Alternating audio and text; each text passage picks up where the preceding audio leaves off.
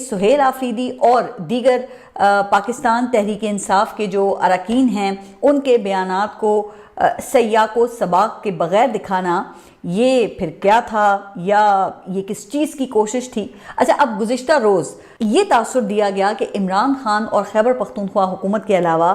تمام جو جماعتیں ہیں وہ ملٹری آپریشن کی حمایت کرتی ہیں، لیکن اس حقیقت کو کہا یہ جا رہا ہے کہ بیان تو کیا نہیں گیا کہ حال ہی میں کے پی اسمبلی میں ایک جرگہ ہوا ہے جس میں صوبے کی تمام سیاسی اور مذہبی جماعتوں کے علاوہ جملہ قبائلی عمائدین نے شرکت کی تھی۔ اس میں نون لیگ سے تعلق رکھنے والے اپوزیشن لیڈر، پاکستان پیپلز پارٹی کے گورنر اور جماعت اسلامی کے سابق امیر سراج الحق بھی شریک ہوئے۔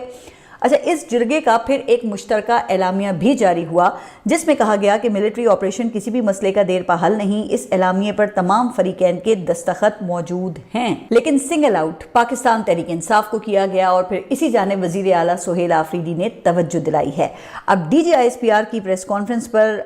رد عمل دیتے ہوئے وزیر اعلیٰ خیبر پختونخوا نے اپنی ایکس پوسٹ پر یہ کہا کہ کسی بھی ممکنہ ملٹری آپریشن کی مخالفت صرف پاکستان تحریک انصاف تک محدود نہیں بلکہ خیبر پختونخوا کی تمام سیاسی و مذہبی جماعتیں اور ہر مکتبہ فکر سے تعلق رکھنے والے افراد اس موقف پر متفق ہیں کہ ملٹری آپریشن کسی بھی مسئلے کا دیر پا حل نہیں ہوتا۔ اچھا، اس کے بعد پھر سہیل آفریدی نے یہ مطالبہ کیا کہ اگر دہشت گردی اور بدامنی کے مسئلے کا دیر پا حل نکالنا ہے تو پریس کانفرنسز اور دیگر فیصلوں کے بجائے خیبر پختونخوا اسمبلی میں تمام سیاسی و مذہبی جماعتوں اور ہر مکتبہ فکر سے تعلق رکھنے والے افراد پر مشتمل قومی جرگے کے متفقہ اعلامیے پر عمل ہونے دیا جائے۔ پھر اس حوالے سے انہوں نے زور دے کر یہ کہا کہ مستقبل میں فیصلے بند کمروں اور فرد واحد کی خواہشات کی بجائے تمام سٹیک ہولڈرز اور عوام کے منتخب نمائندوں کی بنائی گئی پالیسیز کے تحت کیے جائیں۔ اچھا، تو اب صورتحال یہ ہے کہ قومی جرگے کا یہ اعلامیہ وفاقی حکومت کو بھیجا گیا تھا جس پر اب تک وفاقی حکومت نے اطلاعات یہ ہیں کہ کوئی رد عمل نہیں دیا ہے اور کے پی اسمبلی کے اسپیکر کئی بار انہیں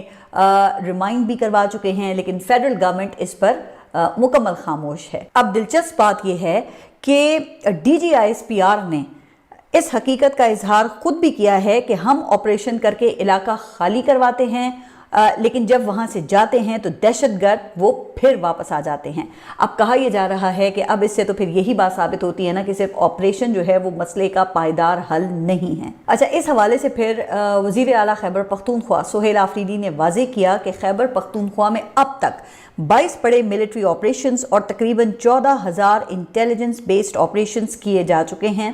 لیکن اس کے باوجود دہشت گردی کا مکمل خاتمہ نہیں ہو سکا۔ لہٰذا اس صورتحال سے یہ سوال جنم لیتا ہے کہ کہیں نہ کہیں پالیسی سازی اور عمل درآمد میں سنجیدہ خامیاں موجود ہیں، کیونکہ ان ناکام حکمت عملیوں پر قوم کے بے تحاشا وسائل خرچ ہو رہے ہیں اور عوام کی جان و مال کا تحفظ بھی یقینی نہیں ہوتا۔ تو کیا اب اس صورتحال پر غور کیا جائے گا؟ تو اس سوال کا جواب بھی D G I S P R نے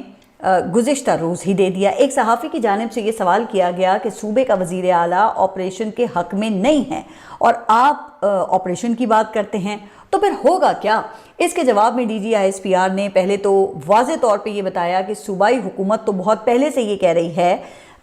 لیکن ان کے کہنے کی کوئی اہمیت نہیں، آپریشنز پہلے سے جاری ہیں۔ پھر انہوں نے آئین کی کتاب کھولی اور آرٹیکل 17 پڑھ کر سنایا۔ اچھا، اب ایک بات کی تو دیکھیں داد دینی پڑے گی کہ اس سوال کی تیاری وہ ڈی جی صاحب نے پہلے سے کر رکھی تھی، لیکن خیر جنرل صاحب نے کہا کہ آرٹیکل 17 کے تحت کوئی بھی سیاسی ایسوسی ایشن پاکستان کی خود مختاری اور سلامتی کے منافی ہو نہیں سکتی۔ اب یقیناً ایسا ہی ہے اور ایسا ہی ہونا چاہیے، لیکن مجھے آرٹیکل 17 کا حوالہ سن کر وہ 2024 کے الیکشن سے پہلے کا قاضی فائز عیسیٰ کا ایک فیصلہ یاد آ گیا جب پی ٹی آئی سے بلے کا نشان چھن گیا تھا۔ حالانکہ عدالت میں پی ٹی آئی کے وکیل